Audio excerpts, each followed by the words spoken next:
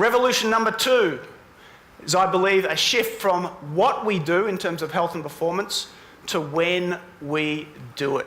It's based on the age-old understanding of what they understood, that we need to live in tune with certain fundamental, immutable laws of nature or natural cycles. Think about our universe. We have day, we have night, we have summer, we have winter. Drop this pen, the law of gravity dictates that pen will fall to the ground every single time. It's a fundamental, immutable law of nature. It's a fundamental, immutable law of nature that if you are born in Melbourne, you are 3 times as intelligent as anyone else in the country. Anyone not here from Melbourne, born in Melbourne? Anyone just raise your hands if you weren't born in... Oh, most of you. Sorry, I'll try and talk a bit slower.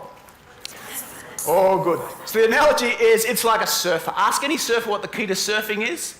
They'll generally tell you one thing: timing. You catch a wave when the wave is at its peak. The wave does all the work. It's fun, enjoyable, exhilarating. When I go surfing, I'm usually paddling out about here when the wave's crashing down about here. Hard work, mouthful of water, bloody surfing. Never going to do that again.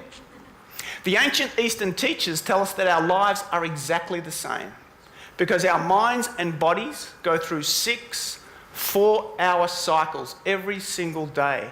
That if we can adjust when we eat our food, when we do our exercise, when we get our sleep, when we do different parts of our job, if we've got that flexibility, we will experience work and life with more energy, less stress, better sleep, better motivation. Violate those cycles on a daily, weekly, monthly basis, less energy, poorer sleep, less motivation, and maybe 1 or 2 extra kilograms around our waist or belly each and every year, unless you have a metabolism like mine where you can eat whatever you want and never put on weight. Who hates these sort of people? Most of you, yeah. Interesting, I'm having dinner with a metabolic scientist the other week. So mate, you guys always come up with these fancy technical terms for people that put on weight easily. Hypometabolizers, endomorphs. I said, how come there's no scientific technical term for people like me can eat whatever they want and never put on weight? He says, there is. Bastards.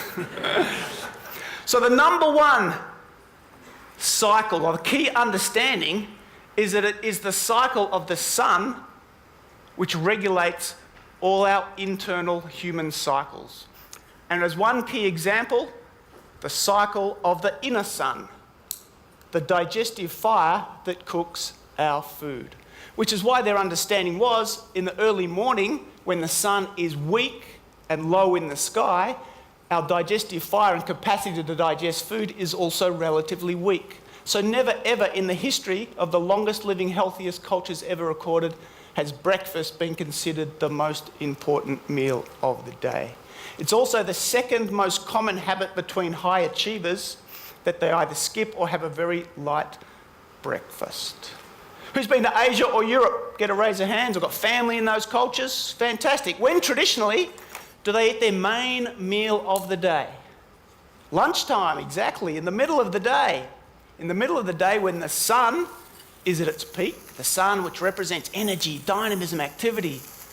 The understanding was that our internal sun, the digestive fire that cooks our food, is also at its peak. It's like this. Food comes in, gets digested, absorbed, assimilated when we need it. We're at work, we're busy dealing with our clients, growing our businesses.